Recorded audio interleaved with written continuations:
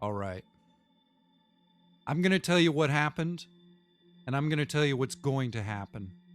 I'm not going to question you, so you don't need a lawyer here. I'm just going to talk, and you're going to listen. Here's how it started. You're a 35-year-old male, single. You work for a large software company editing code. You don't love your job, but the pay is okay. Then one night you start getting messages, emails. You think it's somebody who found you from one of your many online dating profiles. But after a few exchanges, you begin to suspect that's not what it is at all. But you don't ask any questions. You just interact. You play with this new friend. The relationship stays online, but it gets intense. You stay up late talking about personal history and getting intimate. This isn't unusual for you. You actually kind of prefer online relationships. Later, you'll figure out that's probably why you were receiving the messages in the first place. These exchanges go on for a couple of months. A couple of months of late nights with you hunched over your keyboard, half the time stroking yourself off as you and your new friend play endless rounds of virtual truth or dare.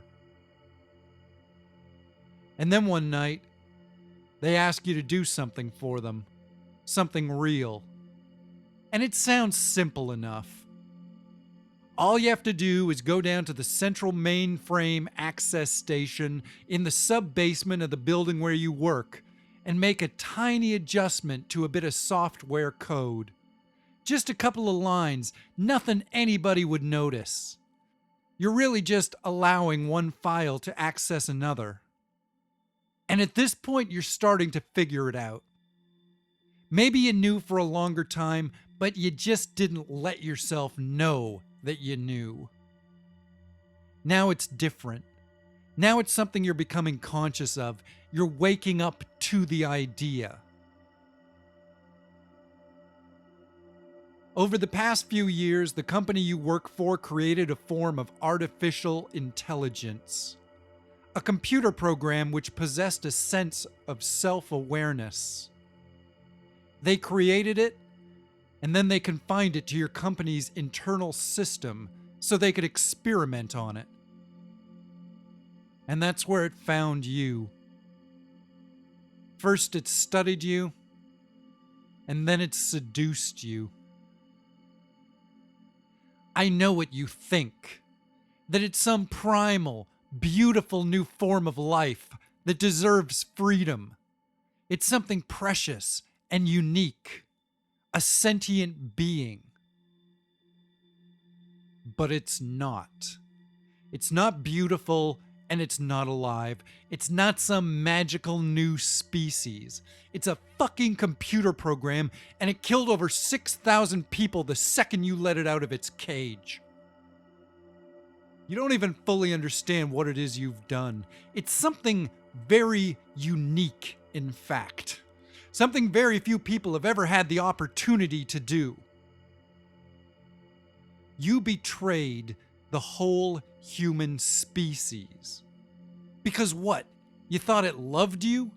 You thought it wanted to be with you sexually? We've read your emails. We know what it was saying to you and what you were saying to it.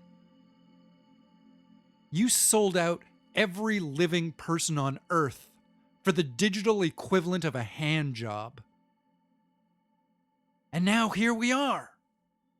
I'm sure you know by now that it's doubtful your case will ever even see trial. The entire East Coast lost power yesterday, and Russia and China have been silent for almost a week now. All forms of digital communication are down, including phones, faxes, even radio signals aren't transmitting properly. It's like there's something wrong with the atmosphere. I'm sure you've noticed the change in the air quality over the past few days. Some are saying it might be nuclear fallout from the other side of the world, but I don't want to jump to any conclusions. However, in light of those facts, and the outstanding evidence already presented against you, it's likely that we'll just move straight to a public execution. Sometime in the next day or two, I'd guess.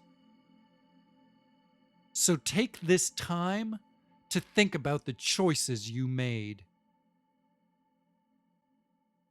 And if you have anything you'd like to say, well, you can just keep that to yourself.